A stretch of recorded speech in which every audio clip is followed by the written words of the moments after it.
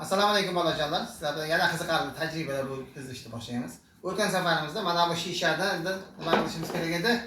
Mana bu cho'p bilan mana bunday qilib yuqoridan ko'tarishimiz kerak edi. Ko'plar o'ylaydi, mana bunday qilib ko'taramiz. Yo'q. Shisha nimada bo'lishi kerak? Pastda bo'lishi kerak. Ip bilan bog'lash mumkin, boshqa qilish mumkin deydi. Yo'q, ularga biz uni qilmaymiz. Bizning uchun bunga nima kerak? Guruch kerak. Guruchni nima qilamiz? Uni ichiga solamiz.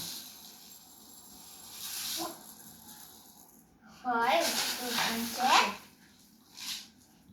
hỏi như tôi kia ta bo'ldi ketdi. Hamda solingandan keyin guruchimizni nima qilamiz? Mana shu cho'pni ichiga solamiz. Oxirigacha solamiz.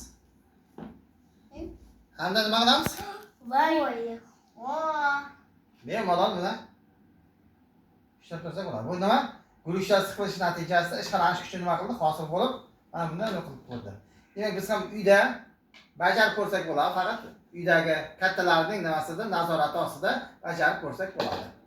Yana safar yana ham qiziqarli bo'lgan tajribalarni nima qilamiz?